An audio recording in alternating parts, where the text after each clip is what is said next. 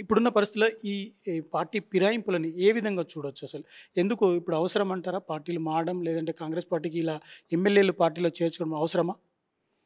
ఇప్పుడు party ఫిరాయింపులనేది Congress party ఇవాళ వాళ్ళు ప్రజలకిచ్చిన హామీలని తప్పుడు హామీలు ఏవైతే చెప్పి అధికారంలోకి వచ్చిండ్రో వాటిని నెరవేర్చే చేతగాక తప్పుదోవ పట్టించేందుకు టీఆర్ఎస్ పార్టీ, ఎందుకంటే ఒక బలమైన ప్రతిపక్షంగా ఉన్నటువంటి టీఆర్ఎస్ని దెబ్బతీసేందుకు కుట్రపూరితంగా చేస్తున్నటువంటిదే ఇవాళ పార్టీ ఫిరాయింపులు.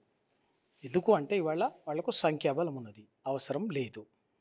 దానికి తోడు సంఖ్యాబలం ఉన్నప్పటికీ కూడా మా టీఆర్ఎస్ పార్టీ ఎమ్మెల్యేలని బెదిరించి రకరకాల ఒత్తిళ్లు చేసి పార్టీ ఫిరాయింపులకు ప్రోత్సహిస్తున్నారు.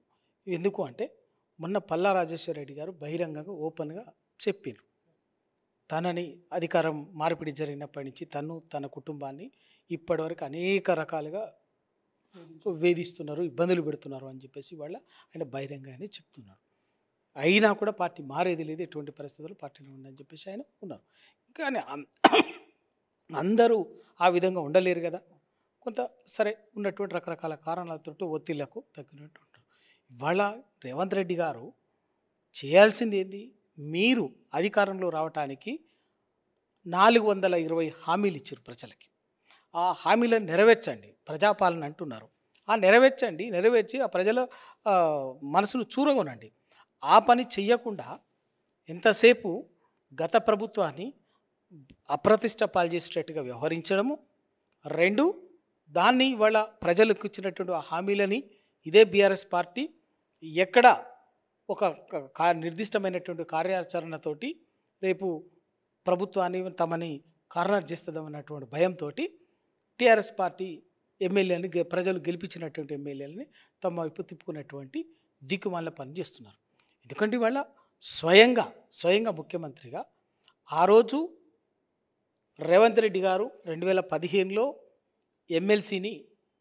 ఎమ్మెల్సీ ఎన్నికల్లో ఒక ఎమ్మెల్యేని డబ్బులు ఇచ్చుకుంటూ ప్రత్యక్షంగా దొరికిపోయిండు.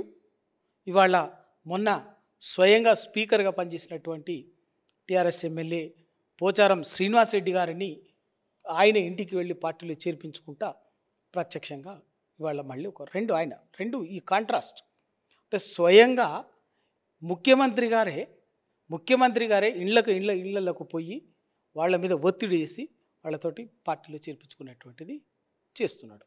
ఇది సరే, వీటిని టీఆర్ఎస్ పార్టీ ఎట్లా ఎదుర్కోవాలో తప్పనిసరిగా దానికి ఎదుర్కొంటే దానికి భయపడేది ఏం లేదు.